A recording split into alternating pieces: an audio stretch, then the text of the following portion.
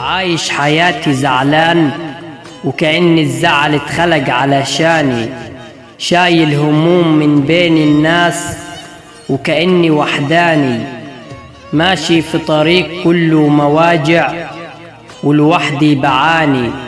صبرت كتير على الأذى، صبر انتهى وصبرت تاني، كله كان عليا يقسى والطيبة كانت غلباني. شفت غدر كتير من الناس وكنت بكتم جوا نفسي، عمري يوم ما خدعت حد أو ظلمت نفسي، عمري يوم ما عاتبت حد أو لمت وقلت ليه، كنت بخبي جوا نفسي والحد امتى وليه.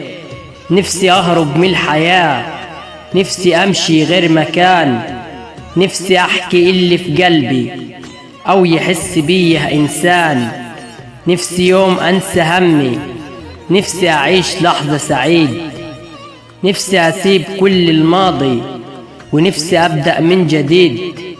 قلت فترة وهتعدي، قلت بكرة أعيش سعيد، لكن قلبي مش قادر ينسى لأني جرحه كتير غميق، مش بسهولة إني أنسى لكني بجد نفسي أنسى، لأنه غير جرحي مش هستفيد.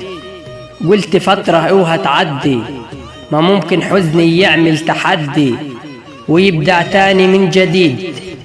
ما ياما هو عملها فيا وكنت بين الناس وحيد، والكل أيوة تخلى عني لأنه ما كانش هيستفيد.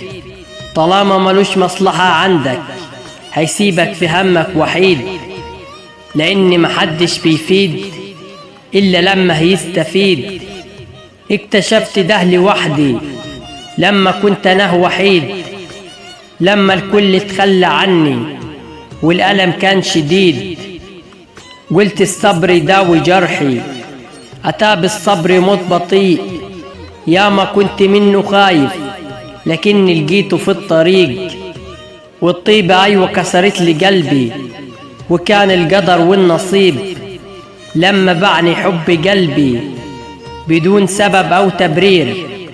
خفت بعدها أعمل علاقات قلبي ما يستحملش لاهات، هو ده العيب اللي فيا إني ما بقدرش أنسى، إني فاكر كل حاجة وكأنها دلوقتي لسه.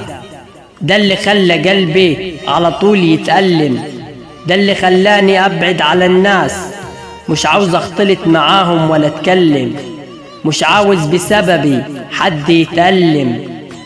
وآسف لو زعلت حد، مع إن أنا أكتر واحد زعلت بجد، لأن الظروف مش بيد حد، هي دايما على المر بتجبرنا، بتجرحنا وبتزعلنا وفي نفسنا بتقتلنا.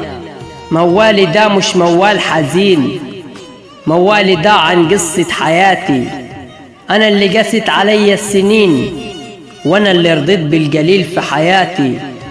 الصبر هو علاج لجرحي لكنه خف يقتلني جرحي، أنا اللي في نفسي كتمت جرحي لأن محدش غيري هيحس بيه. أنا فارس عطوة دي بالواحة